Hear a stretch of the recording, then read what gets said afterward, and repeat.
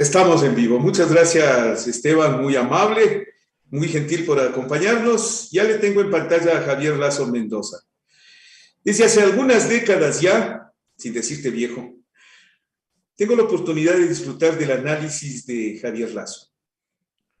Acertado en muchas ocasiones, muy puntual, tiene la capacidad de analizar y entender el país a su manera, pero además tiene la posibilidad de comunicarlo frecuentemente. Es por eso que he considerado en esta ocasión, y fue a pedido de varias personas en el público, que solicitaron que, como parte de nuestros invitados, traigamos a Javier Lazo Mendoza. Quiero disfrutar de su análisis. De manera que, al agradecerte, Javier, por empezar con nosotros este espacio de entrevista, quiero que me hagas, abriendo la entrevista, un análisis somero de cómo le ves tú al país este momento, política, económica y socialmente hablando. Javier Lazo Mendoza. Hay como un rebote, Francisco. Hay un delay que me rebota. No sé si me estás escuchando. Te escucho yo muy bien. No sé cómo estamos allá. Yo tengo ese rebote. Te oigo dos veces. Ya, tienes razón. Ese es el problema. Tengo abierta la transmisión. Ya me dijo tu técnico y la voy a cerrar. Correcto. Y Dame un ahí, segundo. y ahí no hago nada ya. Solamente espero. Ya, ahora sí, ya no la tengo ese rebote. Tu técnico tenía la razón. ¿Cómo se llama tu técnico, el que te está dando apoyo ahorita? Esteban El Gato Gómez Bracho. Bueno, gracias a El Gato por saber resolver los problemas. Bueno, un gusto verte, estar contigo, compartir este espacio. Tú tienes una pared totalmente roja atrás tuyo. No sé si mandas un mensaje simbólico con eso. Sí, tiene sentido. La mía es neutra. Quizá debería de pintarla de rojo también, ¿no? ¿Por qué no? No le teman. Se ve, pero en todo caso el rojo te da una bonita escenografía. Gracias, señor. No soy Francisco, que nos conocemos hace años. Estamos en el mundo de la comunicación desde hace ya muchos años, lo que quiere decir que, claro, estamos haciéndonos viejitos. Pero tú, claro, tú eres periodista, Francisco, ¿no? Tú eres con título académico de Sí, periodista. señor. Sí, señor. Yo En la no. Universidad Central. Sí, yo Yo no. conozco eso. Y por eso la categorización de analista político, porque eso sí eres. Y lo has sido durante tanto tiempo. Por eso yo nunca me presento como periodista, yo digo comunicador, porque sí he intentado comunicar cosas, ¿no? Y los tantos años que ya estoy en esta porfía, quizá algo enseñan, ¿no? Pero no me atrevo jamás a autocalificarme de periodista, ¿no? Haces bien, haces muy bien. Y bueno, pero también quisiera decirte que eh, en el mundo del periodismo, con todo el respeto, a muy poquitos periodistas respeto de verdad, ¿no? Porque yo tengo la sensación, para mí por lo menos, que el periodismo en general, habrá excepciones, y probablemente estoy enfrente de una de esas excepciones, pero el periodismo en general está viviendo un mal momento, porque, porque el periodista, la periodista se ha creído actor político, pero libre de responsabilidades políticas.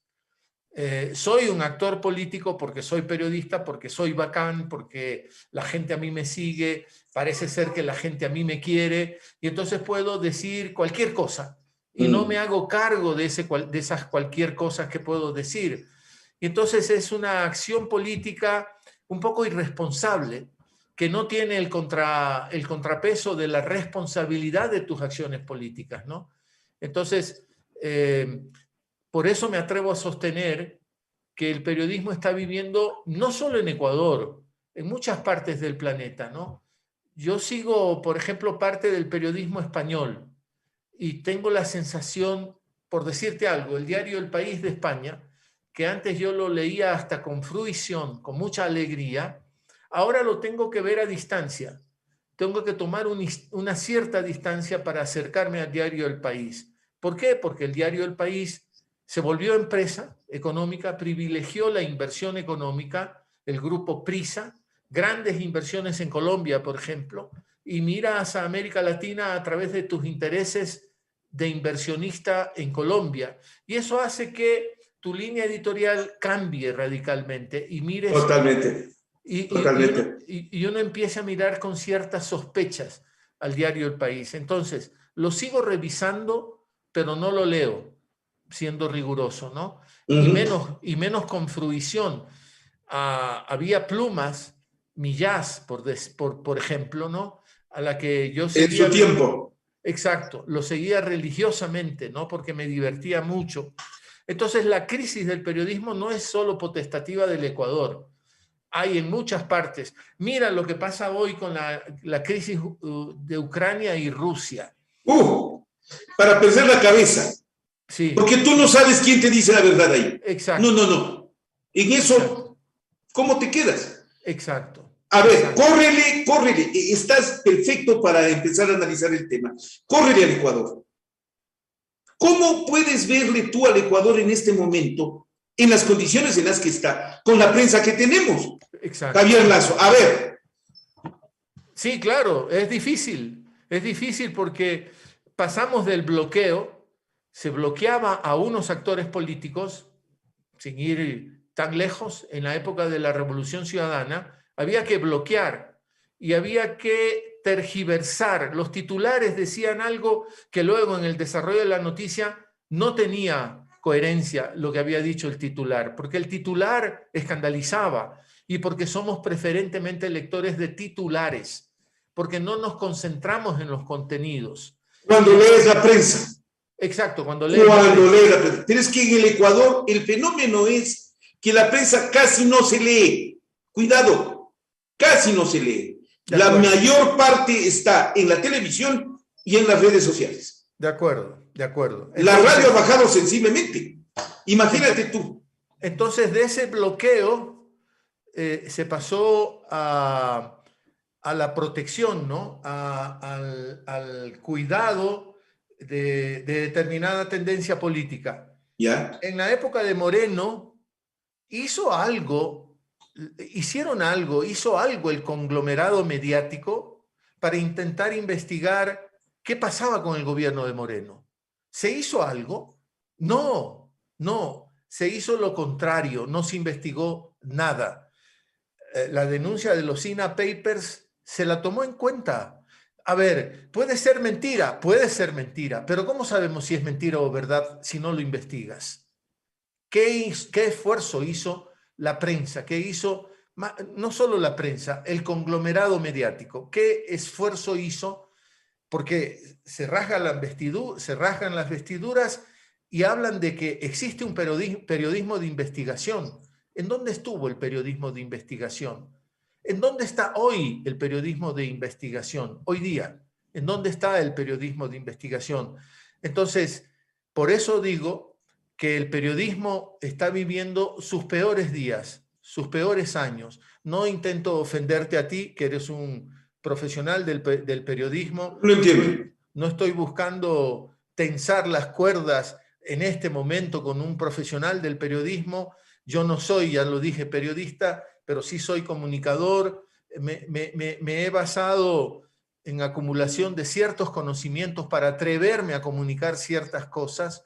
De lo contrario, no lo haría, no lo podría hacer, porque también le reclamo a periodistas que están detrás de un micrófono, detrás de una cámara de televisión, que hagan alarde de conocimientos, Un periodista que no lee no es periodista, pues, hermano. Es todo, pero menos periodista. Todo menos periodista. Estoy de acuerdo contigo. Y entonces eso nos ha pasado, Francisco. ¿Qué es lo que motivó esa crisis? El poder político, claro. 1, 2, el poder económico, 3, el abuso de la justicia para que la prensa se haya convertido en parte cercana al poder, en parte protectora del poder y en parte cómplice de ese tipo de abusos de la justicia. Javier Lazo Mendoza. Sí, claro, porque eso es lo que hemos dado en llamar el lawfare. Sin el conglomerado mediático, sin el aparato de administración de justicia, que no es administración de justicia, porque se volvió un aparato de persecución política, vas constituyendo el crimen ese que hace mucho daño, que es el lawfare, y que se ha aplicado en buenas partes de América Latina. Ahí está Lula, pasó preso una época de su vida. ¿Y cómo se recupera el daño que se le hizo a Lula? No hay forma de recuperar eso. Por eso quizás se explique que esté en el poder Bolsonaro. Eso fue un triunfo de la corrupción mediática, en conjunto con la corrupción de los jueces, de la administración de justicia. Ahí está el juez Moro, que condenó a Lula y que ahora está en desgracia, porque se comprobó claramente que no había pruebas suficientes para poder sostener que Lula era dueño del departamento con el que supuestamente lo compró Odebrecht. Y eso nunca se pudo demostrar. Y en el caso ecuatoriano, yo sostengo, hasta que no me demuestren lo contrario, ¿dónde están las pruebas contra Jorge Glass? No las hay. 4 años y medio en la cárcel. No las hay. ¿Cómo se recuperan esos 4 años y medio que pasó en la cárcel Jorge Glass? Yo tengo la sospecha que es un gran corrupto, pero eso no es suficiente para condenarlo. En la administración de justicia no se administra justicia con sospechas, sino con pruebas inequívocas. Y entonces eso no ha pasado tampoco en el Ecuador. A Rafael Correa, finalmente, ¿cómo se le levanta una sentencia? Por supuestamente $6,000. $6,000, Francisco, cuando dijeron que se han levantado $70,000 millones. $70,000 millones. Ecuador, antes de la Revolución Ciudadana, más o menos el PIB era $40,000 millones. Con la Revolución Ciudadana pasó a más de $100,000 millones. A suma y resta, el PIB creció un poco más de $70,000 millones con la Revolución Ciudadana. Y ahora nos están diciendo que ese PIB se lo tragó la Revolución Ciudadana. No tiene lógica. No hay cómo sostener semejante estulticia, semejante estupidez. Pero sin embargo, repítelo, que algo queda. Y entonces hemos vivido, yo digo, lo que intento sostener, Francisco, también. A mí me parece que más que odio, en la sociedad ecuatoriana, que decimos estamos repletos de odios, ¿no? Lo que hay es un miedo terrible de las élites. ¿Miedo a enfrentarse con quién? Miedo a enfrentarse a un Estado que funciona, Francisco, a un Estado que te va a cobrar los impuestos que tienes que pagar. Miedo a un Estado que te va a exigir que respetes las leyes laborales. Miedo a un Estado que te va a exigir que respetes al trabajador.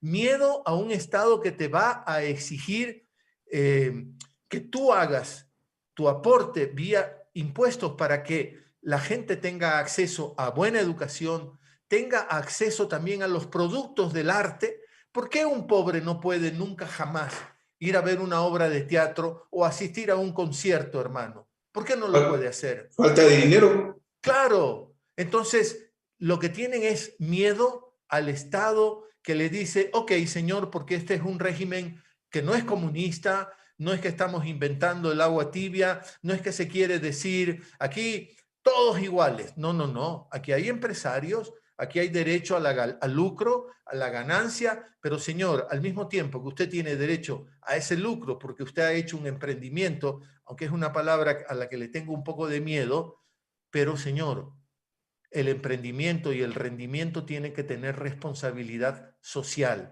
Y las cosas no solo se miden por rentabilidad financiera, sino por rentabilidad social, hermano. Entonces, yo lo que creo es que estas élites ecuatorianas que no han sentido a la patria, que no vibran con la patria, le tienen miedo a la fuerte presencia del Estado, no para que sea autoritario, sino para que ponga orden, porque si no vamos a volver, Francisco, a 1994, Durán Ballén, con los relajos que hubo en el sistema financiero, relajaron los controles del sistema financiero, ausentaron al Estado y caímos en la crisis que luego caímos.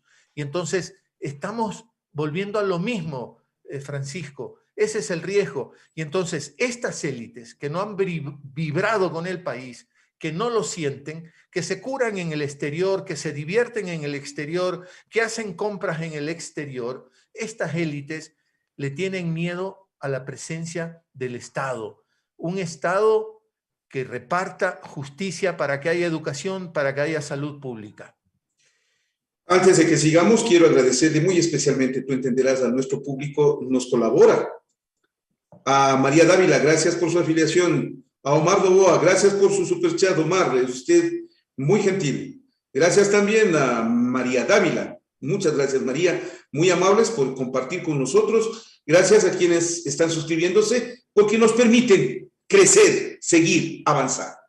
Estoy de acuerdo contigo si es que le aumentas un detalle que es muy grave: la manipulación de la justicia para justicializar la política, usar la justicia para destruir la política.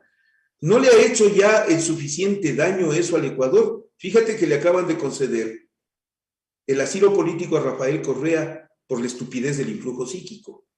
Javier Lazo Mendoza.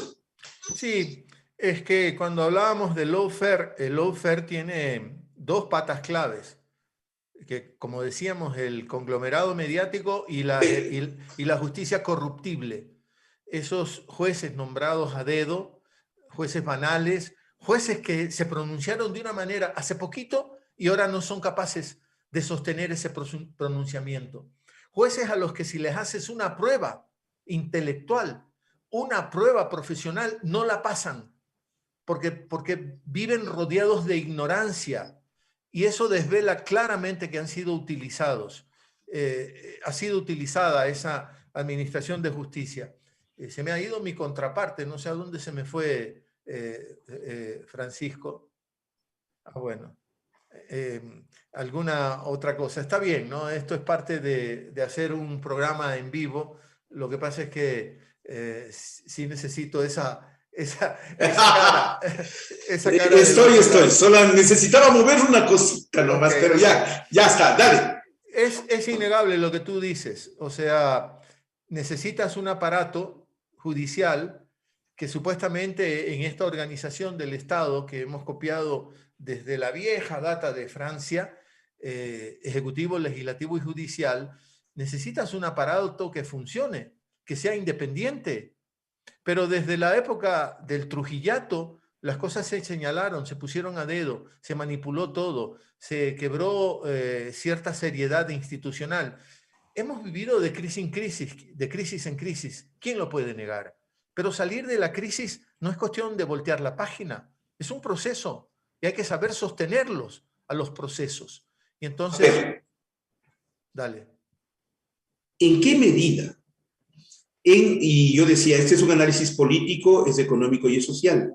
¿En qué medida el odio infectado en la sociedad está cosechando una mala producción que nos ha destruido como sociedad ecuatoriana? Javier Lazo. Muchísimo tiene que ver eso, ¿no? Tiene que ver muchísimo. Hay inseguridad, ahí sí hay miedo en el resto de la población. Cuando crece la injusticia, cuando crecen las inequidades, crecen también los niveles delincuenciales, ¿no es cierto? Crece la inseguridad. ¿Vamos a seguir haciendo ciudadelas amuralladas?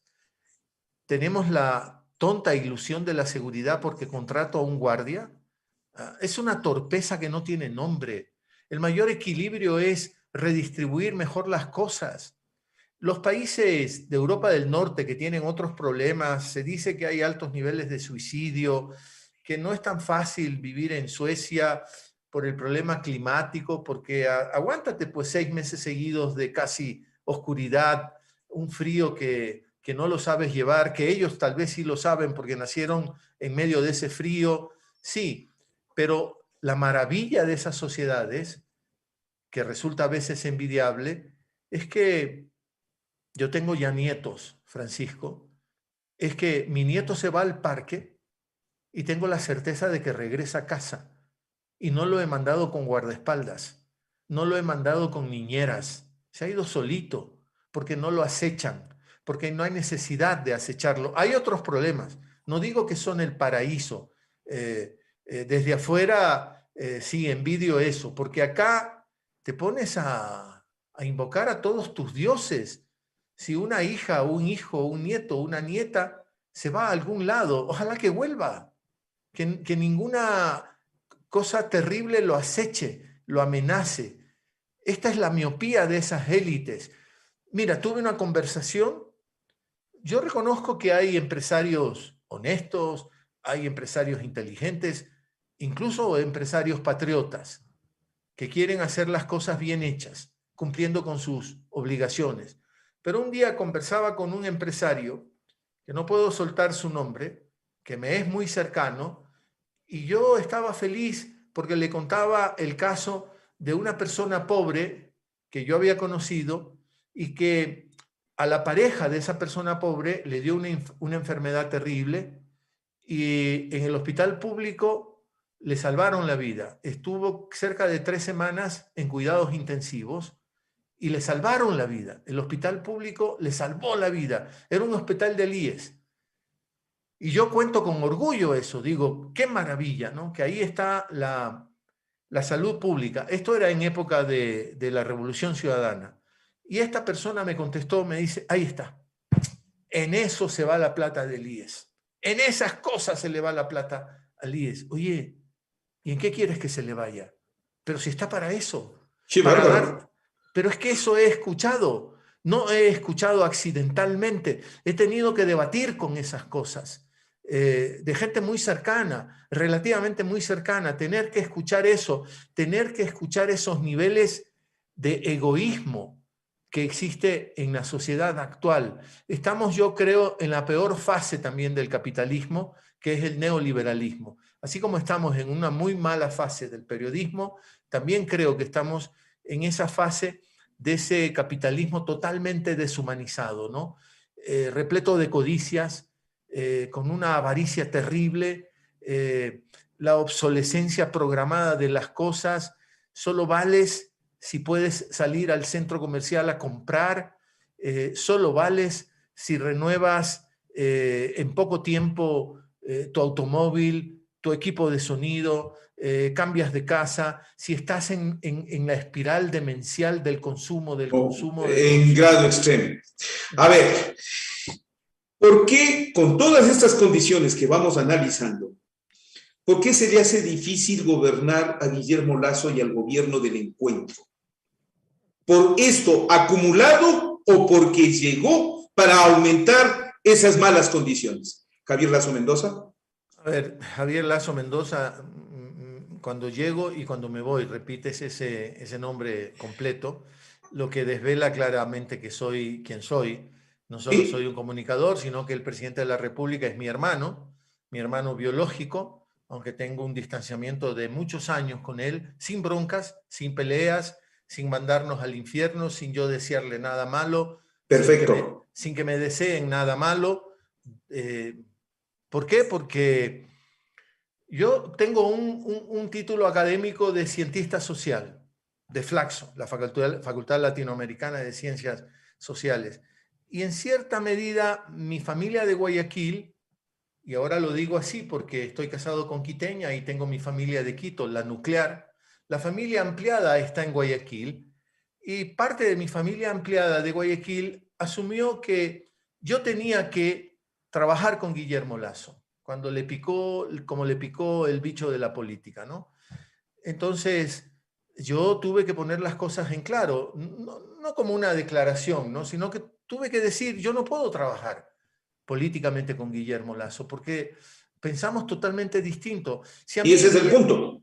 Y ese ese es es el el, punto. y nada Listo. más. Si a mí Guillermo Lasso me llamaba, como en efecto me llamaba, a decirme, ponte tú, tengo un documento que he elaborado, ¿le quieres pegar una chequeada de redacción, de estilo, a ver qué te parece? Encantado, mándamelo. Y yo trabajaba lo que podía trabajar. Oye, hermano, ¿me puedes ayudar? Chuta, necesito conversar. ¿Tú conoces, por decirte algo, a un político de izquierda democrática? Sí, es mi amigo, lo conozco. Puchica, ¿tú podrías decirle que me reciba? ¿Y para qué? No, es que solo quiero explicarle un tema. Bueno, déjame llamarlo a mi amigo y preguntarle si te puede recibir. Hacía la gestión, es feo contar esto, ¿no? Porque podrían algunos creer que era yo un lobista y no lo era. Era mi hermano el que me estaba pidiendo eso, ¿no? Y Guillermo Lasso es mi hermano menor. Y entonces yo lo llamaba y le decía, oye, loco, sí, te recibe este asambleísta o congresista en esa época, sí, sí te va a recibir. Pero cuando me llaman y me dicen, tienes que trabajar con Guillermo, tienes que asesorarlo a Guillermo, tienes que incorporarte a su equipo. Ahora como presidente.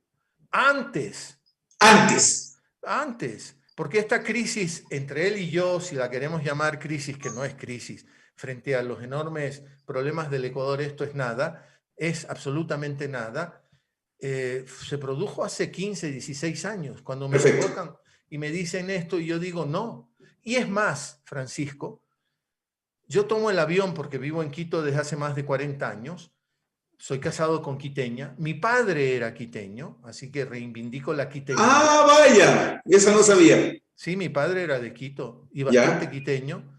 Mi madre era manabita y yo soy guayaquileño. Y entonces eh, agarro el avión cuando esto de la política en mi hermano Guillermo Lasso y me voy a verlo a su oficina, una grandísima oficina en el último piso del edificio del Banco Guayaquil.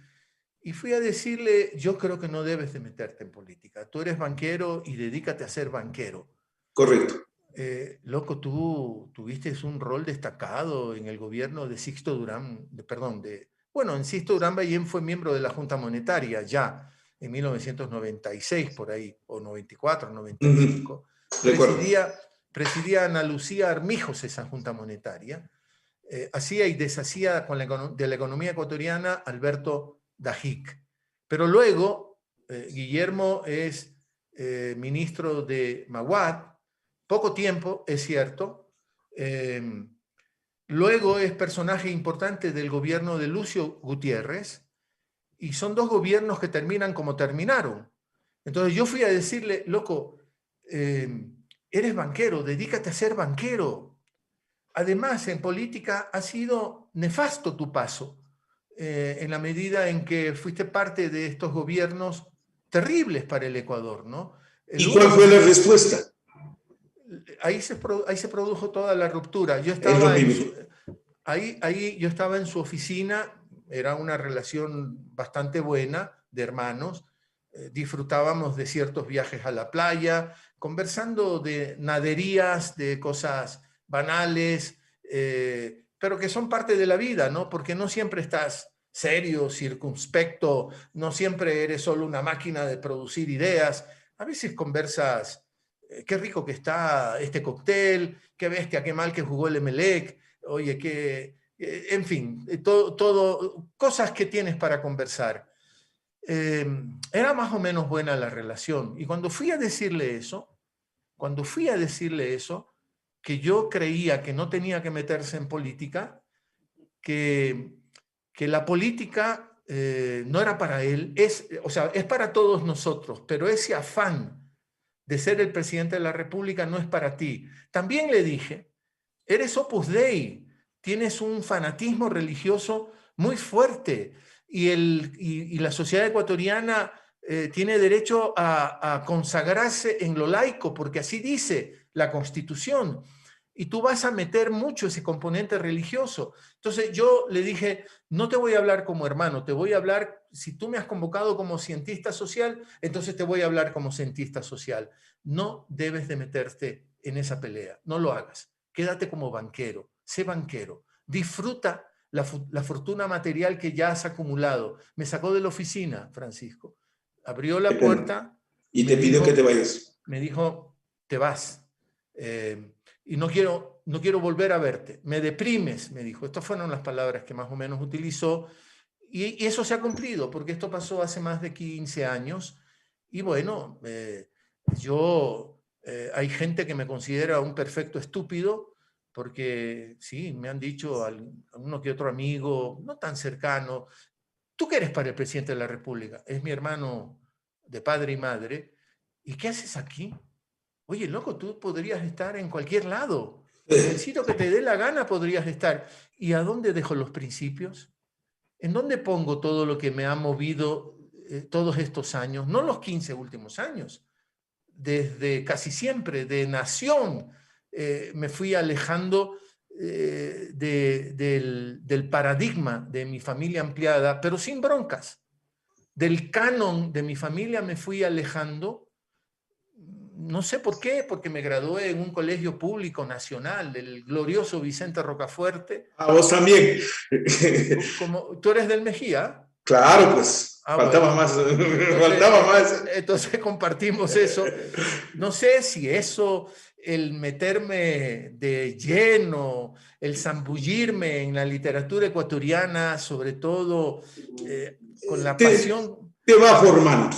Te Exacto. va formando. Déjame que te diga dos cosas. La primera, yo suelo y tengo por norma a todo el mundo citarle por sus dos apellidos.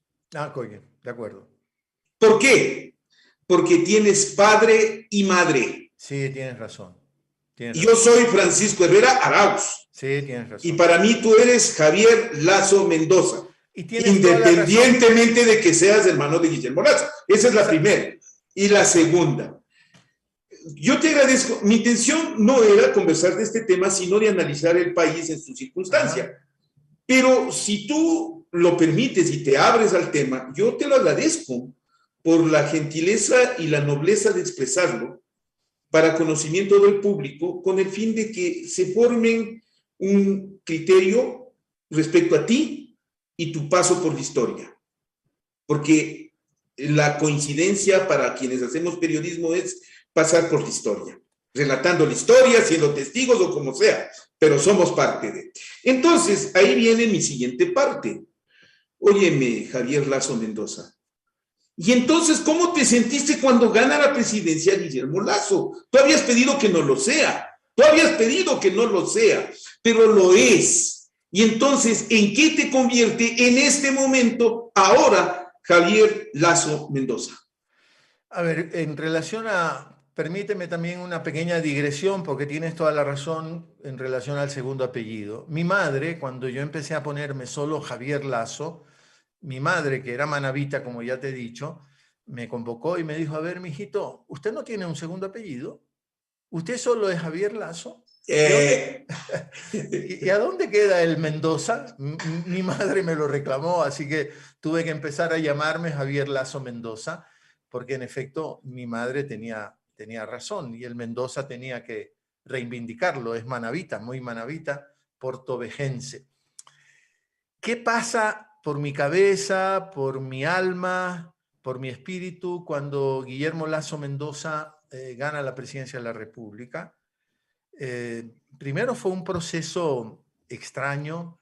Yo sostengo, hay gente que cree que yo soy un envidioso, que estoy repleto de envidias, porque yo soy un fracasado, porque yo no he tenido el éxito que ha tenido Guillermo Lazo Mendoza, porque yo no tengo ni con distancia la acumulación material que tiene. Entonces yo soy un envidioso, porque he fracasado en la vida.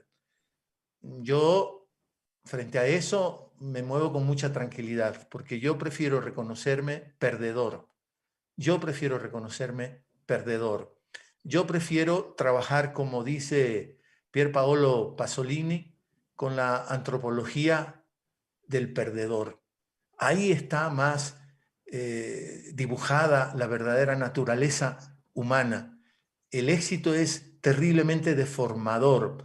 Entonces, eh, cuando Guillermo Lazo Mendoza llega a la presidencia y que en mis lecturas no hay Guillermo Lazo sin Lenín Moreno.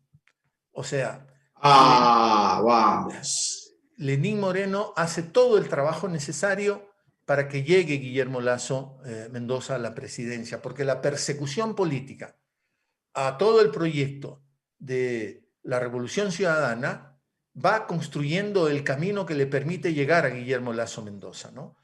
Es clarísimo todo eso, es clarísimo. No hay que olvidar, porque es historia reciente, lo que hizo el Consejo Nacional Electoral con la candidatura de Andrés Arauz. Persiguieron a esa candidatura diciendo casi todos los días que no estaba perfectamente inscrita. ¿Lo recuerdas, Francisco? Todo un drama, todo un drama.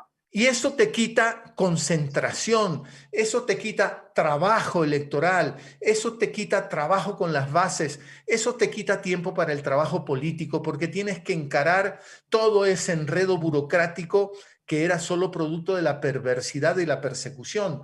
De eso se nutre la posibilidad de triunfo que en efecto tiene Guillermo Lasso Mendoza. Correcto. Entonces, ¿qué me pasa? ¿Qué pasa por mí? Que yo estaba perfectamente consciente del proyecto político de Guillermo Lasso Mendoza. Y el proyecto político de Guillermo Lasso Mendoza está a años luz de un proyecto político pro pobre. Y este país casi que tendría que decirlo en la Constitución. Yo sé que es un absurdo. Casi tendría que decir la Constitución: tienes que inscribir necesariamente, si quieres ser presidente de la República, un proyecto de poder que sobre todo trabaje para los pobres. Porque es ofensivo, es insultante, es imposible conllevar la cotidianidad con los niveles de pobreza en los que vivimos. En Naciones Unidas bien sabemos que la región más pobre de este planeta es África, lamentablemente. Pero la región más inequitativa de este planeta, por encima de África, es América Latina. América Latina. Y Ecuador está en medio de esa región. Así es. Entonces, un proyecto de poder que no piense en los pobres no vale. Simplemente no vale. Y el proyecto de poder, si es que Guillermo Lasso Mendoza tiene proyecto de poder, su proyecto de poder no piensa en los pobres. Entonces yo no podía estar feliz. Pero hay gente que prefiere pensar que no estoy feliz porque estoy muerto de envidia. Es puro celo ante el enorme éxito de este hermano que para colmo es menor. Y te duele tener que reconocer que tu hermano menor te da 4 vueltas. Es que eso no es la vida. No estoy midiendo la vida en función de eso. No es inútil, es banal, es absurdo medir en función de eso. No había y no tiene, y en casi un año que está en el poder Guillermo Lasso Mendoza, no hay un pronunciamiento claro de poder, a no ser que estén pasándonos cosas muy extrañas. Banco del Pacífico, totalmente debilitado, con unos pretextos técnicos absurdos. Han sacado a casi la mitad de todo el personal del Banco del Pacífico, clarísima intención de venderlo muy barato, y el que lo compre será otro banquero, seguramente, y suma ese banco que compre al Banco del Pacífico. ¿Qué monstruo de banco va a ser? ¿Será oligopólico o será, sí, oligopólico el funcionamiento bancario, y volveremos a los acuerdos entre los pocos bancos para manejar a su antojo las políticas crediticias, para poner las tasas de interés que les dé la gana? ¿Qué pasa con CNT, Francisco? ¿Qué está pasando con CNT? La están debilitando también. CNT no puede seguir captando más clientes, los está perdiendo, porque no tiene respuesta, por ejemplo, ante el requerimiento: oiga, deme un ancho de banda más grande. Lo puede hacer, pues, si el negocio de la telecomunicación es buenísimo. Y en ese momento es múltiple. Y CNT no lo puede hacer, siendo la empresa que llegó a ser. ¿Para qué? Para ser cooptada por algún inversionista privado, que solo va a venir la inversión privada ¿en qué áreas? 2 o 3, las que garantizan un gran retorno. Pero capital e inversión privada que venga al Ecuador arriesgando de verdad, como es la máxima supuestamente del capital. El capital tiene que arriesgar, porque voy a emprender, la palabra mágica, emprendimiento, pero arriesga de verdad, pues. No me compres las áreas en donde tienes garantizado un altísimo retorno, porque entonces eso no es inversión, eso no es inversión. Están cooptando los negocios seguros y los están cooptando previa destrucción para poder llevártelos, como decimos en el lenguaje coloquial, a precio de gallina enferma.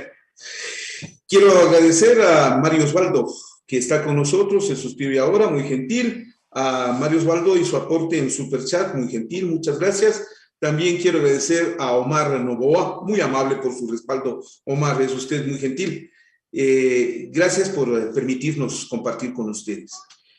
Por lo que te escucho, puedo hacerte esta pregunta. Tú eres opositor a Guillermo Lasso Mendoza. ¿Cómo le haces oposición a Guillermo Lasso Mendoza? ¿En qué niveles? ¿Es democrática esa oposición? Javier Lasso Mendoza. Primero, no tengo niveles de poder, así que no puedo usar ningún nivel de poder para hacer una oposición tramposa. Segundo, si lo tuviera, no lo haría, porque en efecto, Lasso Mendoza son también sus apellidos, ¿no? Mismo papá, misma mamá, ya lo dije al principio, y no puedo dejar de pensar en mi viejo y en mi vieja cuando pienso en Guillermo Lasso Mendoza. Pero eso tampoco es suficiente como para que yo renuncie a lo que me ha animado a lo largo de toda mi vida. Soy opositor en ideas, sí, claro, sí soy opositor en ideas.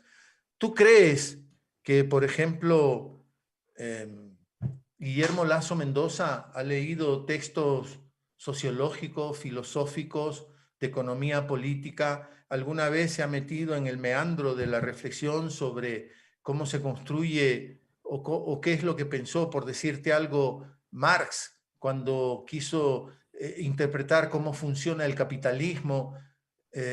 Guillermo Lasso Mendoza ha leído a la literatura de los años 30 del siglo pasado, sobre todo guayaquileña, se ha estremecido con ella.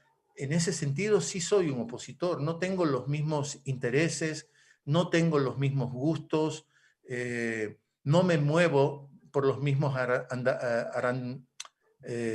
¿cómo se decía? Andariveles. ¿Perdona? Andariveles. Andariveles. En ese sentido sí, pero no tengo una militancia política de oposición. Hago oposición porque, como tú bien lo sabes, soy comunicador y con un grupo de amigos de Guayaquil tenemos una plataforma, Colectivos, y ahí hago un programa que se llama Palabra Suelta desde hace muchísimos años. Y sí, en efecto, prefiero, si tú me das a escoger, ¿quieres conversar con un economista ortodoxo o con un heterodoxo? Yo escojo al heterodoxo, ¿no?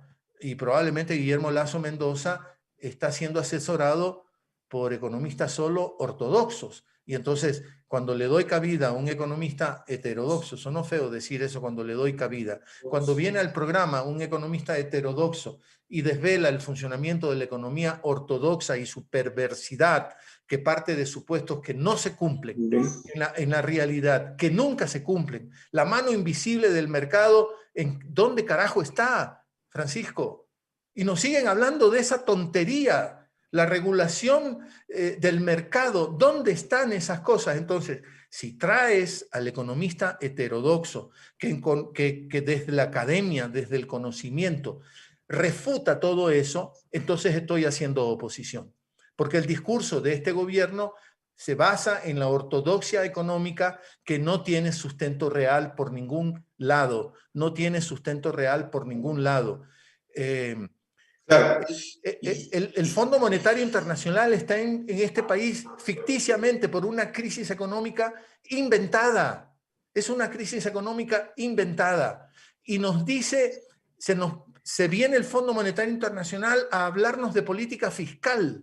Para eso no fue creado el Fondo Monetario Internacional. Fueron otras las intenciones del Fondo Monetario Internacional. Entonces, si tengo un economista o un pensador, un sociólogo, un escritor, de esta gente que entiende el funcionamiento perverso de las cosas, que desvela todo este entramado maldito, repleto de mentiras, entonces, si en un programa mío de esto hablamos, pues estoy haciendo oposición. De esa manera hago oposición. Correcto. ¿Cómo tomas tú las acusaciones de corrupción en contra de Guillermo Lasso Mendoza? como banquero, como poseedor de grandes bienes, la acusación que se le ha llevado ahora a nivel mundial, el tema de los Pandora Papers y demás. Javier Lazo Mendoza. Mira, tal vez es muy simplón lo que voy a decir. Yo recuerdo hace muchos años, cuando hacíamos Editorial El Conejo, fui parte del Editorial El Conejo, no sé si recuerdes esta pequeña casa editorial que fue toda una época. Lo había reseñado, lo había reseñado. Me recuerdo muy bien, tengo muchas de sus obras todavía. Teníamos una revista, por ejemplo, La Liebre Ilustrada, que había gente que la esperaba con mucha alegría el fin de semana porque era monográfica, a ver qué tema vamos a proponer, en fin. Teníamos un póster en la oficina de Quino, el autor de Mafalda y de otras caricaturas maravillosas. Y este póster decía: nadie amasa una fortuna sin hacer harina a los demás. Oh. ¿No? Lo decía Quino. Y esto es un póster con los dibujos de Quino, el creador de Mafalda. Si parto de ese supuesto, yo digo, todo exceso de acumulación es, de alguna manera, trae implícito, trae acarreado cierto nivel de corrupción. Todo exceso. Y entonces estamos en un país en donde casi todos tienen muy poquito o nada y muy poquitos tienen casi todo. ¿Es eso o no corrupción? Para mí es corrupción, porque es indolente, porque no se conmueve ante el dolor de la gente, porque a los pobres, cuando un miembro de una familia pobre se enferma, ¿en dónde se cura, Francisco? Si hoy los hospitales están desabastecidos. Si llega el pobre al hospital público y el médico le dice, sí, yo le puedo tratar su enfermedad, esto tiene que usted tomar, vaya y compre en la farmacia de al frente. Y vas a la farmacia y el de la farmacia te dice, $250 le cuesta esta receta. ¿De dónde paga el pobre esa receta, hermano? ¿De dónde la paga? Entonces, no tiene. No le queda más remedio que rezar. No le queda más remedio que invocar a Dios para que por favor sane el miembro de esa familia, ¿no? Entonces, a mí eso me parece corrupción. Me parece terriblemente corrupto desabastecer a los hospitales públicos. Me parece terriblemente corrupto haber despedido a médicos que fueron nuestros héroes en medio de la pandemia y que hoy los despides. Y que hoy le estás diciendo al pobre, usted ya no va a tener ni médicos que le receten esa receta, que ni siquiera va a poder comprarla.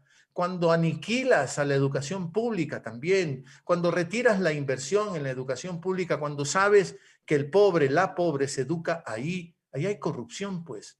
Entonces es un concepto general de corrupción. ¿Quieres que te hable de la corrupción particular de Guillermo Lazo Mendoza? No, no lo voy a hacer, no tengo por qué entrar en esos terrenos y no, sería... Correcto, lo respeto. No, y sería... Lo respeto. Sería absurdo, sería traicionarme a mí mismo. Alguien podría decir, probablemente en tus redes, la gente que te está siguiendo ahorita mismo podrían poner un comentario, eso desvela entonces que usted aupa también a su hermano, usted también es cómplice de su hermano. Podrían decir eso. Es que a veces me han llegado comentarios, yo no tengo redes, Francisco, ¿no? Pero sí, a veces mis compañeros de la plataforma me hacen capturas y ahí me vienen comentarios y me pone, alguna gente me dice, a ver, pues, atrévase a revelar qué mismo piensa usted de su hermano Guillermo Lazo Mendoza. Bueno, yo no tengo ningún pacto con él, yo no he sido nunca socio de él, no hemos emprendido nada en conjunto, nada, absolutamente nada, lo que no quiere decir que en una época éramos hermanos, ¿sí? Y yo podía disfrutar de un fin de semana en la playa, en su hermosa casa de playa, por una invitación de él. ¿Por qué no? ¿Por qué no? Sí, mi hermano, ¿no? Con el que, bueno, no estoy seguro si crecí con él porque es menor que yo. Creo que le gano como con 4 años y mientras yo era futbolero, pelotero de la calle, él nunca salió a la calle. A Guillermo Lazo Mendoza, si le preguntas cómo se juega el fútbol, es probable que te diga que se juega en un rectángulo o en un diamante. el uno va a combate y el otro le lanza una pelotota y tiene que batear a la pelotota. No entiende lo que es el fútbol, porque no sentía esas cosas, no las sentía. Entonces, por eso no lo recuerdo. Tengo otro hermano, mayor a mí, mayor que yo, con el que sí peloteé en la calle, ¿no? Y hacíamos travesura, éramos pata al suelo, como decía mi mamá. Eh,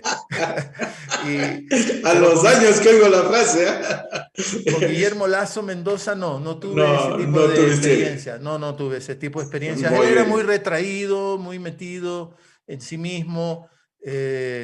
No digo que eso lo hacía peor y no digo que lo que yo hacía me hacía mejor, no, es simplemente distintos. Eh, entonces no tengo esos recuerdos claros con él. Con otros hermanos tengo recuerdos más nítidos. Correcto. A ver, ¿cómo están las cosas en este momento?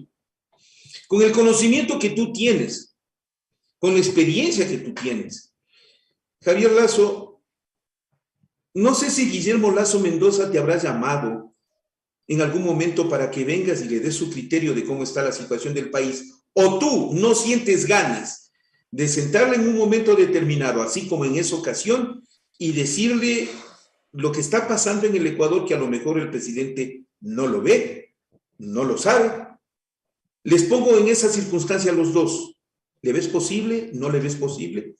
Javier Lazo. No lo veo posible, así categóricamente, ¿no? Porque ¿Ya? uno no da consejos a quien no te los pide, ¿no? Eh, Cuando pasó lo que pasó hace más de 15 años y me mandó sacando de su oficina, luego me escribió un correo y diciéndome que no me quería ver, quién sabe, hasta que ojalá cuando seamos ancianos recuperemos la capacidad de comunicarnos. Yo me acuerdo de haberle contestado, ¿y cómo sabes tú que vamos a llegar ancianos? ¿Qué pasa si me muero mañana? ¿Qué pasa si me muero mañana? Te vas a Nadie quedar se muere la víspera. Claro, pero te vas a quedar con esa terrible cargo de conciencia, qué bruto, qué estúpido, cómo perdí el tiempo pronosticando tonterías. Es torpe eso, es absolutamente torpe. Eh, no, yo no he conversado con él, no lo he llamado, él no me ha llamado. Él tuvo una operación un poco delicada en Estados Unidos, tuvo un accidente penoso en Santiago de Compostela. Así fue. Se cayó y creo que se Casi, rompió tibia y peroné. no, Y casi lo dejan paralítico porque no, porque no, les agitaron una de los nervios de las vértebras. Eso sí, fue una porque circunstancia muy difícil. fue una mala práctica médica Así hecha fue, en España, así fue. porque creo que le iban a operar con esa anestesia peridural, no la general, y ahí creo que se la lastimaron. Cuando se iba a ese hospital estadounidense a operar, ahí estaba con él otro hermano que se llama José, yo le digo Pepe. Eh, ¿Sabes por qué le dicen Pepe a los José? No, buena pregunta. No, prometo que no lo sé. Porque José, el padre de Jesús, ¿qué Ya. era? Padre putativo, PP. Ah, ya. Clarito. Clarito. Nítido. Entonces estaba ahí mi hermano Pepe, con quien yo me hablaba bastante bien. Ahora tengo dificultades con casi todos los miembros de mi familia ampliada, porque soy un monstruo. Eh, Y estaba ahí con él en el cuarto y claro, le iban a hacer una operación delicada y yo le dije, oye, pásamelo a Guillermo para desearle toda la suerte del mundo, porque vamos a dejar a un lado nuestras diferencias. Estás Claro. ahí para entrar en un quirófano, te van a hacer una intervención muy delicada. eh, Pónmelo para yo desearle lo mejor. No se acercó. El mensaje fue, oye, en este momento está muy ocupado, no se puede acercar. Es obvio pensar que ahí hubo una seña así con los dedos, ¿no? No quiero hablar, Evitando, no quiero evitando. hablar, no quiero hablar, no quiero hablar, no me lo pases. Entonces, sé que ha pasado eso. ¿Yo qué puedo aconsejarle a estas alturas a Guillermo Lazo Mendoza? Le puedo decir que retire esos proyectos tributarios. Le puedo decir que diseñe políticas pro pobres. Me va a hacer caso. Le puedo decir que se desembarace de un montón de colaboradores que son un desastre. Lo que se hace en casi todas las áreas del gobierno. Le puedo decir, me va a hacer caso.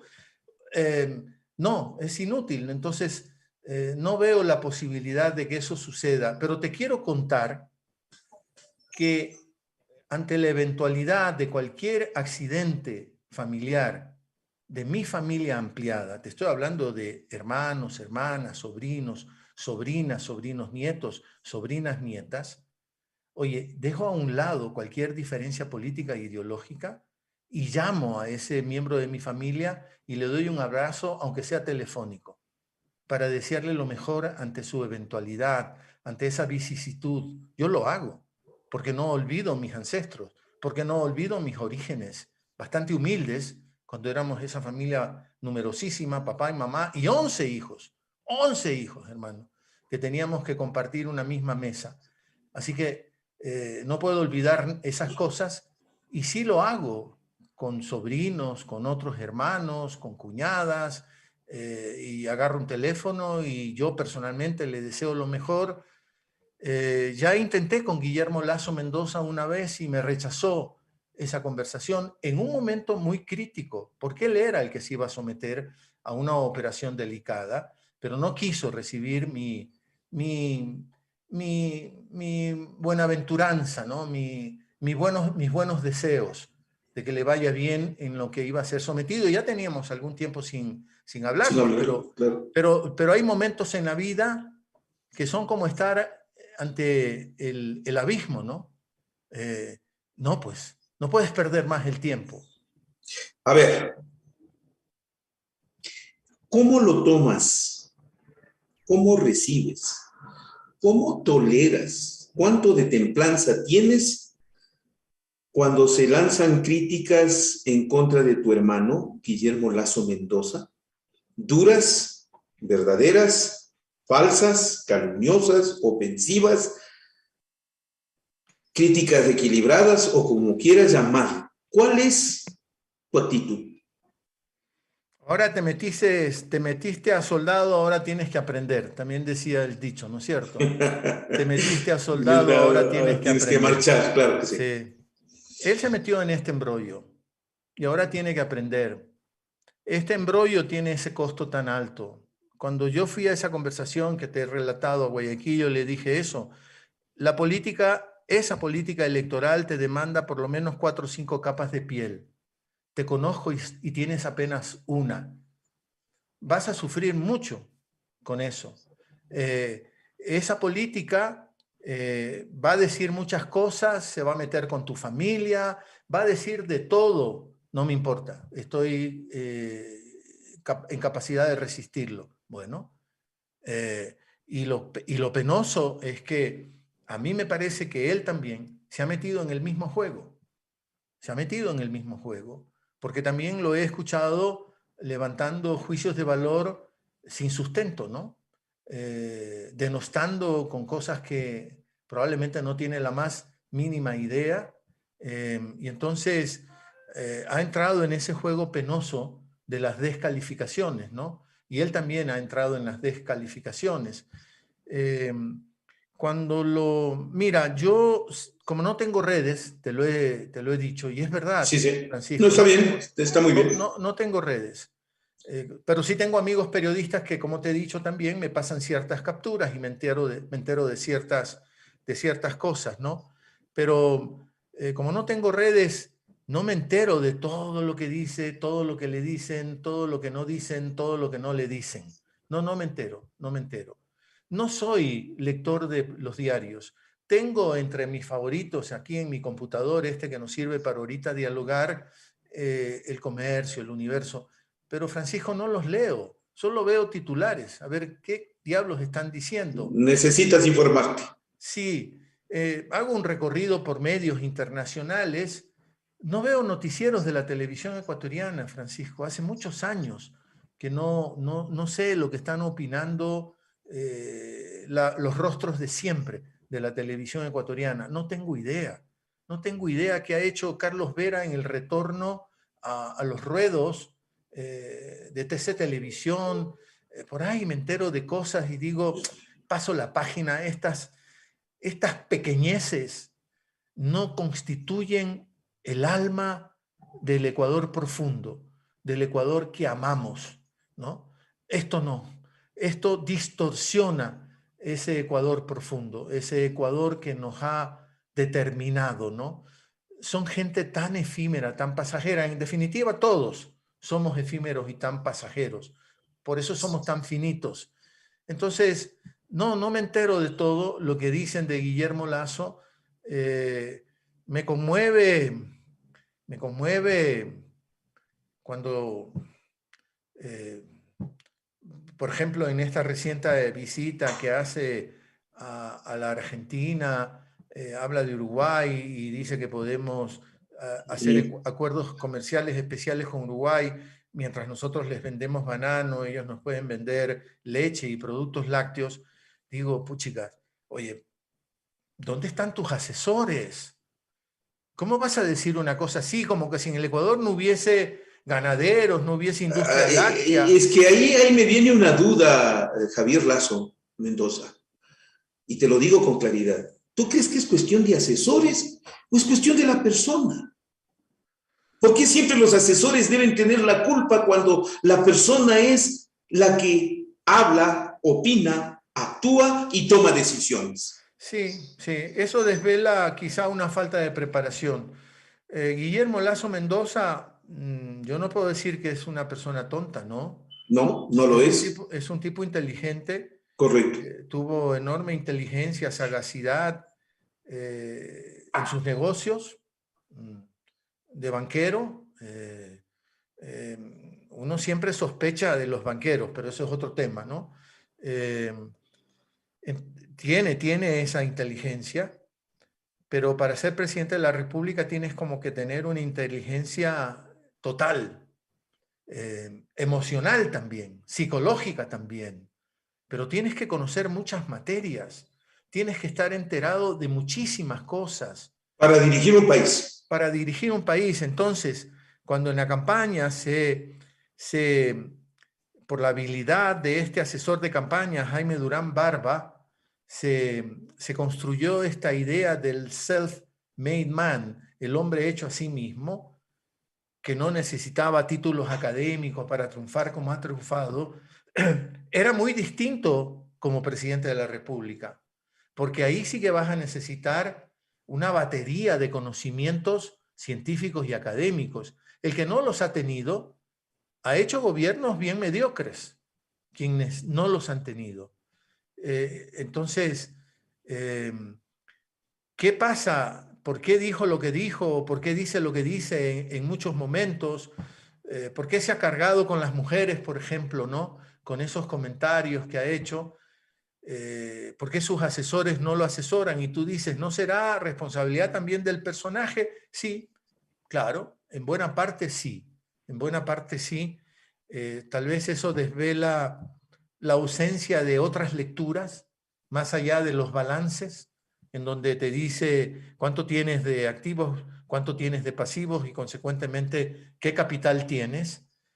Sí, probablemente sí.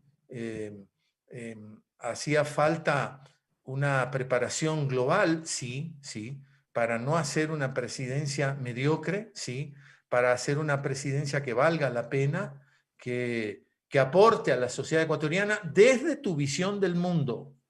Porque no le puedes pedir a alguien que ha crecido en una matriz conservadora, profundamente conservadora durante toda su vida, que ahora levante un discurso, por decirte, progresista. No le puedes pedir. Pero aún dentro de ese conservadurismo, aún dentro de esa tendencia de derecha, puedes tener proyecto país.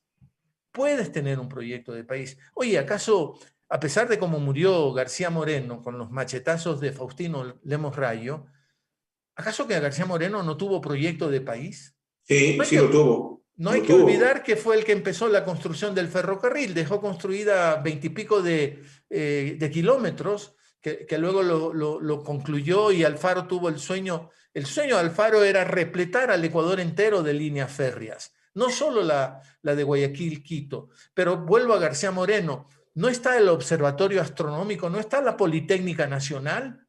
La educación en las escuelas cristianas, el proceso de conformación de la academia, el proceso de investigación, la traída del eucalipto para una nación que se moría con los problemas pulmonares. ¿De acuerdo? Bueno, ese era un presidente de derecha. Sí, pero era progresista. Era muy progresista. Tenía proyecto, Francisco, tenía proyecto, Eso. tenía una idea de país, tenía una idea de país. Correcto. Y entonces, eso le podemos exigir a Guillermo Lasso Mendoza, por mucho que su matriz sea de derecha. ¿Cuál es tu idea de país? ¿Cuál es tu idea de país? ¿Acaso que el sector financiero y los banqueros nos representan a todos? No, ¿Nos representan a todos con sus clubes exclusivos? no, no va por ahí. Con sus privilegios tan descomunales. Alguien podría decir, mira cómo se llena de envidias.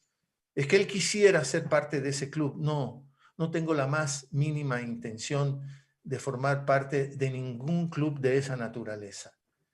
Convócame para un club, ya no puedo ni jugar fútbol, ya no me da el cuerpo, pero si me convocabas a la edad adecuada, yo prefería las competencias barriales, ahí fajarte con el pueblo, no voy a ser demagogo, eh, eh, pero sí, por ahí va la vida, ¿no? Correcto. A ver, te tengo dos preguntas finales. A ver. La una es, ¿cuál sería tu reacción si en este momento Guillermo Lasso Mendoza levanta el teléfono y te llama y quiere reconciliarse? Mira, si tiene un discurso, si yo siento, aunque esto queda en el terreno de la subjetividad, De la posibilidad. y además de la arrogancia, alguien podría pensar, conociéndome y conociendo al personaje, tendría que haber una enorme dosis de autenticidad. Tendría que haber una enorme dosis de humildad, de lado y lado, del lado de allá y del lado mío. Si no hay autenticidad y no hay humildad, todo es hipocresía. Entonces, habría que esperar eso, ¿no? Levantar el teléfono y decir, oye, quiero verte y démonos un abrazo, depende cómo está formulada la cuestión, ¿no? Depende de lo que sientas en ese momento. Así que yo no me cierro a esas posibilidades bajo ningún punto de vista, no me cierro yo, son las circunstancias las que van a permitirlo o no. El tiempo tiene ese poder sanador porque el tiempo tiende a hacerte olvidar las cosas. Yo soy huérfano, pero ya soy bastante grandecito, ¿no? Pero perdí a los 28 años, yo no tenía papá ni mamá, lo cual sí ha sido en determinados momentos muy Llega doloroso. un momento en que duele mucho. Duele Claro, pues demasiado. porque perdiste la voz orientadora de una madre, de un padre, ¿no? La voz o la actitud conciliadora de un padre y una madre que probablemente no hubiesen permitido llegar a estos extremos entre hermanos, que eso quizá no hubiese ocurrido nunca, ¿no? Pero envidias, para nada. Eh, si hay una cuestión auténtica, no me niego a esas posibilidades, pero no veo por ahora dosis de auténtica humildad, no humildad rastrera, no estoy como sinónimo de subordinación, no, auténtica humildad. Y Guillermo Lasso Mendoza ha venido persiguiendo al poder durante muchos años y el poder te envilece, el poder te deforma un poco. Sí, señor. El poder no en vano la gente decía, ¿quieres conocer a alguien? Dale un poquito de poder Poder. para Totalmente. para conocer realmente a esa persona. Entonces, una persona con tanto poder económico y ahora político, aunque muchas veces se estrelle contra el planeta, ¿de dónde va a sacar la fuente de humildad como para hacer un ejercicio auténtico? Que me demandaría a mí también auténtica humildad, porque yo tendría que dejar a un lado mi acervo intelectual, mi acervo economicista, mi formación de cientista social, también tendría que dejar a un lado un montón de cosas. Yo también tendría que ser auténticamente humilde, Sí. pero yo no tengo el poder que tiene Guillermo Lasso Mendoza. La última. Ajá. Eres un hombre que sabe, eres un conocedor del país. ¿Por qué no aceptaste la candidatura a la presidencia de la República que te propuso Rafael Correa Delgado? Se la acepté, Francisco. ¡Ah, ve! ¡Vaya! ¡Dale! Sí, se la acepté. ¿Y entonces qué pasó? Yo estaba en donde estoy ahorita, estoy sentado en un pequeño estudio en mi propia casa ¿Ya? y Rafael me llamó. Yo le empecé a decir Rafael a partir de que dejó de ser presidente. Yo siempre le decía presidente, ¿no? Claro, Eh, correcto. y después le decía, empecé a decirle Rafael, me costó trabajo desembarazarme de mis excesivos respetos, ¿no? Al personaje, ¿no? Eh, yo estaba sentado como estoy sentado aquí, en este mismo cuarto de mi casa, y era Rafael. Y me preguntó si estaba sentado, le dije que sí estaba sentado. Mi mujer estaba cerca y me dijo, bueno, te llamo a hacerte una propuesta. ¿Qué será? Ya me había propuesto la alcaldía de Quito y dije, ¿será por ahí que se va nuevamente? Y la cuestión es, quiero que nos representes y que seas el candidato a la presidencia de la República. Chuta, se me vino el mundo encima, pues, ¿no? Por todas las consideraciones de muchas índoles, ¿no? Incluso por el rollo ya Guillermo Lasso Mendoza era el candidato por la tendencia de la derecha. Claro, tú te imaginas Guillermo Lasso versus Javier Lasso. Claro, era como un circo, ¿no? Propio de Latinoamérica, ¿no? Entonces, yo alcancé a decirle, chuta, yo ahorita no puedo contestarte. Es demasiado fuerte lo que me estás diciendo. Bueno, ¿te parece mañana? Porque tenemos que resolverlo ya, Javier. Una Entonces, decisión así no se toma tan rápido, pues. entonces yo le dije, bueno, dame plazo hasta mañana. Cerré el teléfono, mi mujer estaba ahí al lado, mi hija mayor estaba. Y entonces me vieron palidecer, yo las vi palidecer a ellas y bueno, ¿qué hacemos? Chuta. Y llegué a la conclusión, después de mucho sufrir, yo puedo contar que esa noche casi ni dormí, ¿no? Luchando con mis propios demonios, ¿no? Como en esas películas alegóricas del Señor de los Anillos, en donde luchas contra dragones que botan 20 kilómetros de leguas de fuego, ¿no? Cancerberos de 7 cabezas, monstruosos, ¿no? Yo tuve una noche así, luchando con dragones, con monstruos, ¿no? Y al día siguiente, en efecto, me llamó y ¿qué has resuelto? Que acepto, Rafael, te acepto la candidatura. Y ahí Correa me dijo, muy bien, te agradezco, nos ayudas enormemente, resolvemos un problema. ¿Y quién quieres de binomio? Me dijo. Ah, yo no tengo la más remota idea, Rafael, en este momento. ¿Te parece bien Andrés Arauz? Me dijo Rafael Correa. Ah, me gusta, es un tipo muy preparado, lo conozco, es talentosísimo, sabe de muchas ¿Ya? cosas. Y me dijo, ¿lo llamas tú o lo llamo yo? Entonces yo le dije, llámalo tú lo conoces más, además tú eres, el poder de tu convocatoria es mucho más grande que el mío, llámalo tú. Ok, ok, yo lo llamo, estamos en contacto y cerramos el teléfono y mi familia, mi mujer me decía, bueno, si tú has decidido eso, bueno, tienes nuestro apoyo, pero qué jodido que va a ser. Y Yo no ya me pasaron, imagino eso. pero ¿sabes qué? No pasaron 15 días, creo que fueron los que pasaron, que me volvió a llamar Rafael y me habló un poco como con el rabo entre las piernas. Yo creo que no pasé la prueba ante el buró político.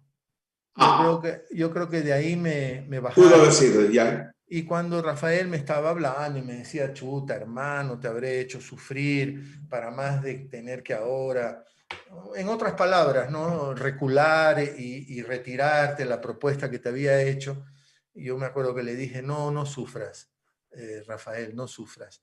Me estás quitando una mochila que me pusiste hace 15 días y ahorita siento una suerte de enorme alivio.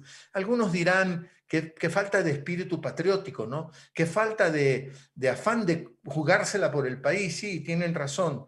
Yo digo, como Nietzsche, que tal vez me falta voluntad de poder, ¿no? Esa convicción a lo Carlos Rabascal, perdóname que lo cite, ¿no? De alguna manera mi amigo, compartimos trabajo en los medios públicos, pero a Carlos Rabascal, antes de que le propongan ser candidato a vicepresidente con Andrés Arauz, ya Carlos Rabascal estaba recorriendo el país. Claro, porque él empezó en Ecuador inmediato, recuerdo la campaña, en una entrevista, y él se lanzó a la presidencia, no a la vicepresidencia. Y él ya se lanzó. Claro. ¿Te lo imaginas a Carlos Rabascal, con enorme respeto y aprecio que le podemos tener, que reciba en esas circunstancias la llamada de Rafael Correa a decirle, ¿quieres ser tú el candidato a la presidencia?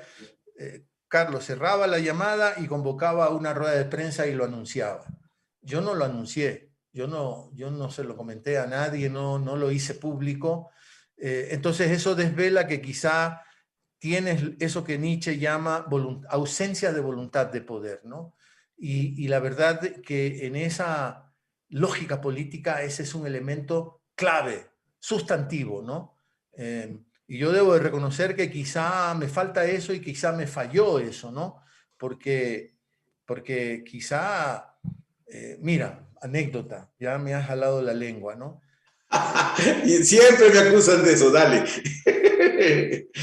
Tengo una hermana mayor, yo soy el noveno de 11. ¿Guillermo es el último? Guillermo es el último, sí. Ya, correcto.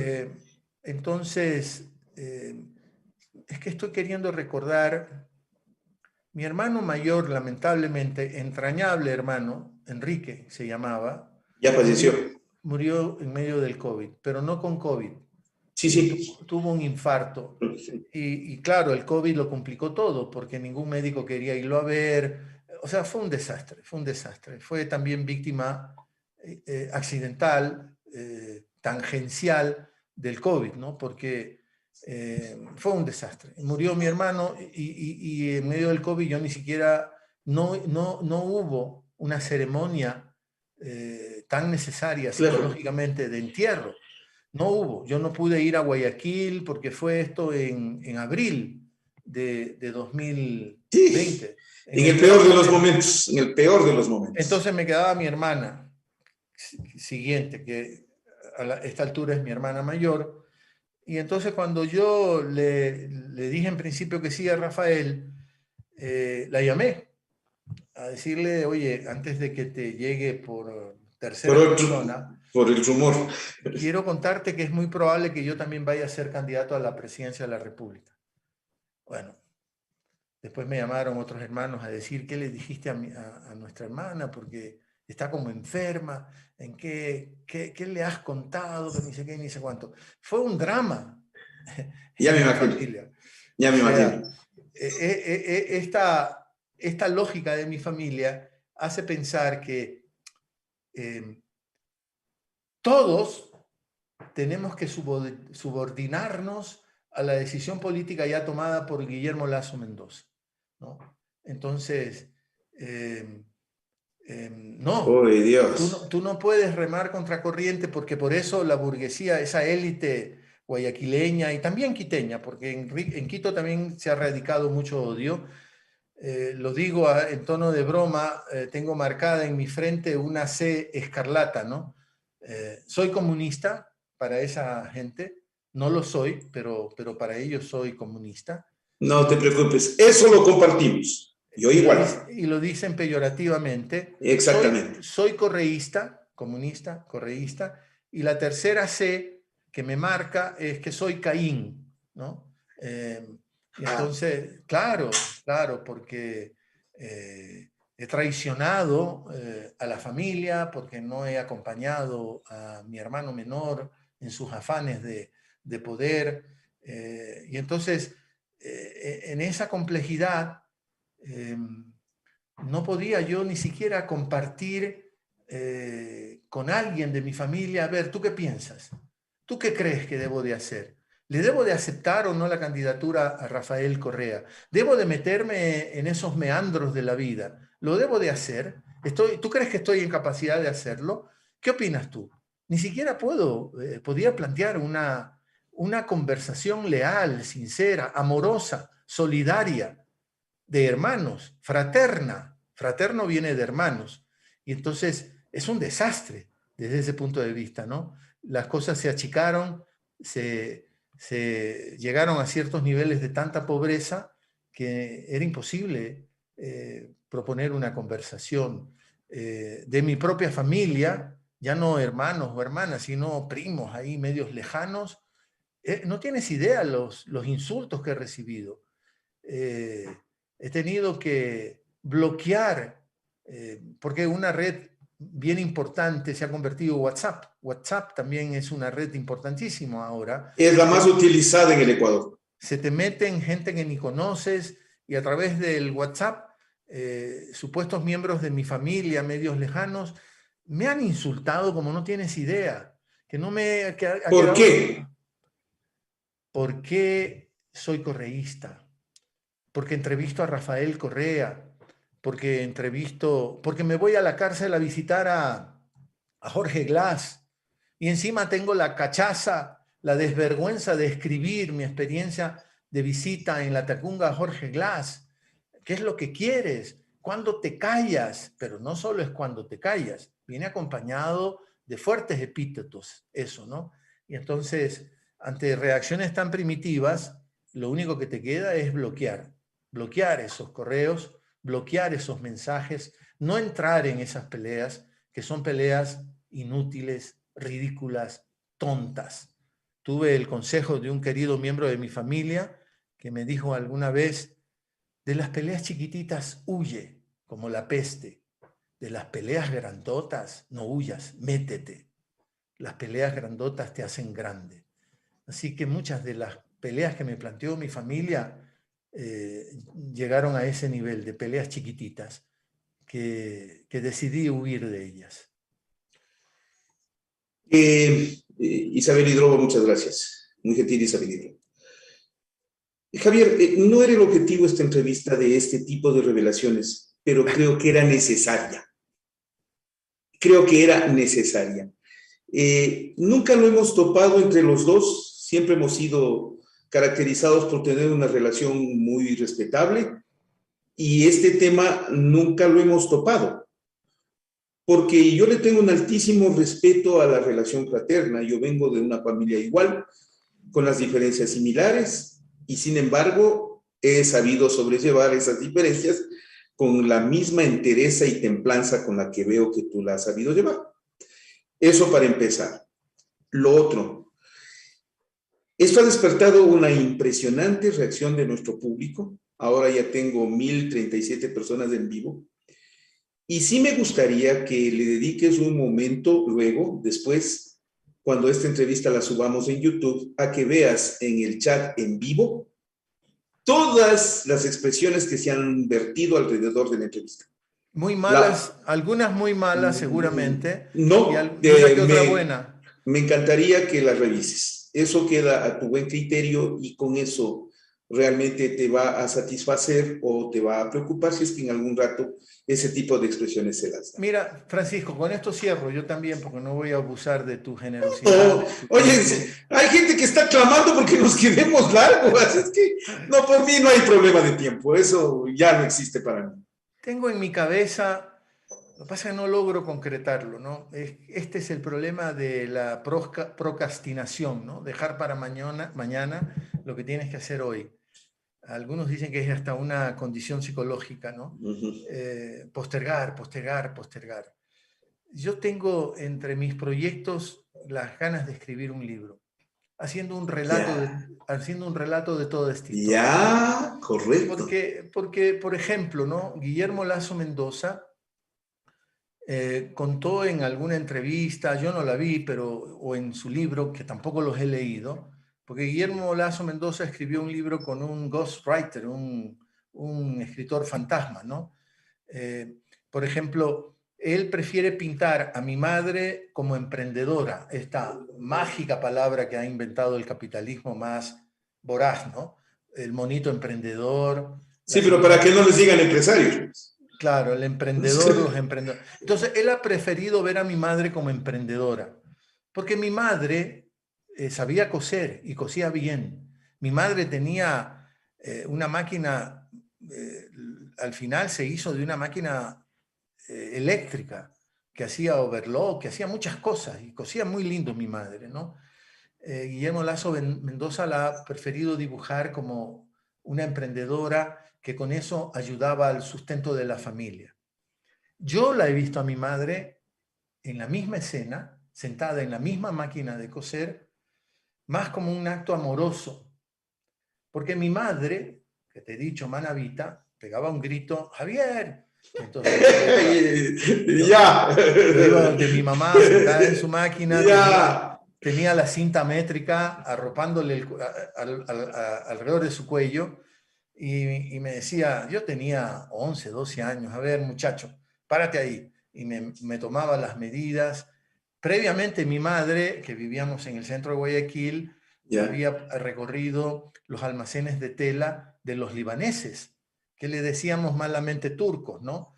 Eh, eh, Viajaban con pasaporte turco porque estaban invadidos por los turcos. Entonces, los libaneses querían a mi madre, que se llamaba Nora, y le llamaban cuando habían retazos. Entonces mi madre compraba retazos, pero eran retazos suficientes para una camisa, alcanzaba para una camisa, un vestido. Y entonces mi madre me llamaba, me tomaba las medidas y no te exagero, Francisco, en 2 días yo tenía una camisa nueva, Claro. con un diseño propio, Exclusivo. con una tela bellísima, porque eran retazos de telas de estos libaneses que traían Estupendas, claro. maravillas de telas. Entonces yo prefiero ver a mi madre sentada en su máquina de coser haciendo este acto de amor con el hijo, ¿no? Haciéndole una camisa a su hijo y el hijo orgulloso de esta camisa para exhibirla en la escuela. Ese man, camisa nueva, hecha por mi mamá. Entonces, como la historia de mi familia es contada desde una perspectiva capitalista, yo la quiero contar desde otra perspectiva, ¿no? No digo que mejor, pero más humanista, ¿no? Y entonces tengo en mi cabeza la necesidad de construir el relato de mi familia, incluso por una cuestión política, porque si no, entonces los poderosos siempre son los que relatan la historia, sea esta la de un mundo, la de un país o la de una familia. Entonces yo digo, yo tengo la obligación por mí mismo de arrebatarle al poderoso un pedazo de la historia de mi propia familia. Bien. Entonces, Bien. entonces Bien. tengo que escribir ese libro sobre mi viejo, mis hermanos, mi madre, mi relación con Guillermo Lasso Mendoza, mi relación con el capital, eh, esta visión de ser perdedor, como lo he sido a lo largo de mi vida. He preferido estar con los perdedores, porque el fracaso, la derrota, te enseña mucho más que lo otro, que te puede conducir a la banalidad, a la superficialidad, a creerte el más bacán de los bacanes, ¿no? Entonces, tengo ese proyecto. Mi mujer me dice que lo aplazo demasiado, que ya de una vez me sienta y que me ponga a escribir, que me someta a una disciplina de por lo menos 2 páginas por día, di tú, hasta que, Correcto. Exacto. hasta, así, escribo, Francisco, pero escribo muchas veces desde la indignación. Hoy tengo planeado un artículo sobre la política exterior del Ecuador, porque el otro día lo escuché muy suelto de lengua al ministro de Relaciones Exteriores hablando de que el Ecuador va a ser parte del Consejo de Seguridad de Naciones Unidas. Y esto enaltece y engrandece la política exterior del Ecuador y eso desvela lo bien que se lleva la política exterior en este gobierno. Hermano, desde 2011 se presentó la candidatura del Ecuador al Consejo de Seguridad de las Naciones Unidas. Y antes, en 2005 o 2006, entre Venezuela y Honduras, creo que fue, no estoy tan seguro si es Honduras, hubo una penosa elección de parte de la región, América Latina y el Caribe, para ver quién iba al Consejo de Seguridad. Y Un mal momento con Honduras, sí, señor. hubo 45 intentos de resolver quién iba. Al final fue México, porque no hubo acuerdo entre estos dos países hermanos latinoamericanos. Entonces el GRULAC, que es el grupo de América Latina y el Caribe para las cuestiones de elecciones en Naciones Unidas, propuso a toda la región que nos pongamos de acuerdo, que no nos sometamos a elecciones porque podemos caer en ese penoso espectáculo, otra vez, que divide a la región. Y entonces eso en las Naciones Unidas le llaman clean slate, borrón y cuenta nueva, en definitiva. Entonces, si América Latina en 2023 le corresponde ocupar un puesto en el Consejo de Seguridad, lo vamos repartiendo. Y como Ecuador lo inscribió en 2011, le tocaba en 2023. La elección es ahora, en 2022, creo que en junio o julio. Tiene que hacer algo de campaña el Ecuador, pero no tiene que hacer una bochornosa campaña demagógica con regalitos. Pasa eso en Naciones Unidas. Francisco, te hacen regalos, te invitan a viajes brutales. Es una locura, es populismo de la peor especie. Y entonces, tiene que hacer campaña porque de todas maneras necesitas mínimo 128 votos Claro. para que se confirme tu nominación o tu nombramiento como miembro del Consejo de Seguridad transitorio por 2 años. ¿Para qué? En la mayoría de los casos, Francisco, para hacerle el juego a lo que designe Estados Los Unidos. Unidos y lo que decida la gran potencia. Sí. Solamente para el público, recordarles que Javier Lasso fue también embajador de Ecuador ante la Organización de Naciones Unidas. Entonces, tengo ganas de escribir eso, por ejemplo, y desde la indignación legítima, porque digo, bueno, ¿por qué sacas pecho con algo que ni siquiera tú construiste? Eso es, sí, hay que hacer un lobby, hay que hablar con los países, hay que garantizar que por lo menos 128 votos vas a tener, porque aun cuando la región te haya designado, si no alcanzas 128 votos, no llegaste. No llegas. No puedes Claro. ser parte del miembro, no puedes ser miembro del Consejo de Seguridad por los 2 añitos que yo decía siempre. Es como golpearle la puerta al club más exclusivo de Naciones Unidas, que es el Consejo de Seguridad. Pero ahí tú sabes que hay 5 votos que son los que cuentan, ¿no? Que son los miembros permanentes. En definitiva, los ganadores de la Segunda Gran Guerra. Y los demás... Están. Sí, los demás están ahí. A veces es bueno por el poder moral que puede tener una resolución de Naciones Unidas y del Consejo de Seguridad, que te la puede boicotear uno de los 5 permanentes, porque tienen el poder de veto, ¿no? Basta que uno de los 5 diga no, se acabó, no pasa esa resolución. Entonces, es un juego medio torpe, ¿no? Es burlarse un poco de la gente, ¿no? Nosotros vamos a reivindicar la política exterior porque vamos a ser miembros del Consejo de Seguridad. Oye, está eso decidido desde 2011. ¿Y quién era el gobierno en 2011? Era Correa, ¿no? Sí. Listo. A ver, señor. Ya nos Primero, vamos. XK, sí, señor, nos vamos. Pero déjame decirte una cosa que no te he dicho y que ahora siento como que nos une. Y yo lo digo. Yo, al menos, yo, Francisco Herrera Arauz, hay 3 cosas que no negocio. Ni mis verdades, ni mis principios, ni mis afectos. Eso no es negociable.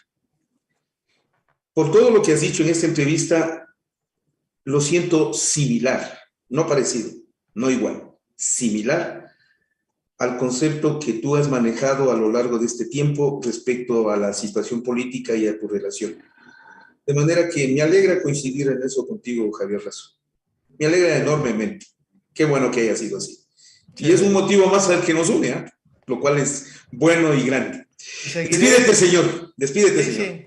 Ha sido un honor, ha sido muy grato. He encontrado un espacio para decir cosas que nunca había dicho públicamente. Pero yo sí quiero cerrar diciendo, ¿no? Yo seguiré caminando por las calles de Quito, por las calles de Guayaquil, por las calles de Santa Elena, que son lugares donde frecuento, Quito, en Quito vivo. Seguiré caminando con absoluta tranquilidad. No me cuida nadie. Soy yo y mi familia, mi mujer, mis hijas, mis nietos, y lo hago porque tengo derecho a transitar por estas calles de mi país, que son como arterias por donde circula esa sangre que también tiene elementos míos, que yo también la he constituido. Y entonces seguiré transitando por este espacio que se llama Ecuador, y eso nadie me lo va a quitar, Francisco, porque caminamos con la frente bien alta, ¿no? Y que se nos está cayendo ya el pelo. Ese afán de recordarme que ya estoy viejo. Señor. No, yo lo digo por mí, lo digo por mí. Acabo de cumplir 60 años, nadie me avienta, todo el mundo dice que tengo 59. Ya, no hay problema. Javier Lazo Mendoza, señor, qué honor haber compartido contigo. Esto es En Directo. Esto es Ecuador Inmediato. Caballero, muchas gracias. Gracias a ti. Que vuelva en un momento más para despedirme de nuestro público. Él es Javier Lazo Mendoza y esto es Ecuador Inmediato. Regreso en un momento más.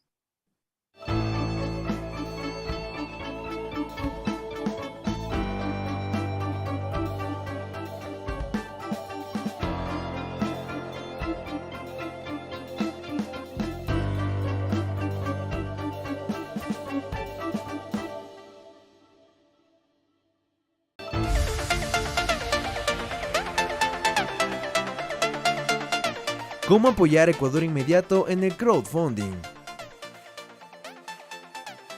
Si deseas apoyar Ecuador Inmediato en el crowdfunding, puedes hacer tu depósito o transferencia en la cuenta del Banco del Pichincha y en la cuenta del Banco del Pacífico. Los números los dejamos en pantalla. El nombre de la cuenta es Ecuador Inmediato y el RUC también te lo dejamos en pantalla. Queremos seguir contando la historia.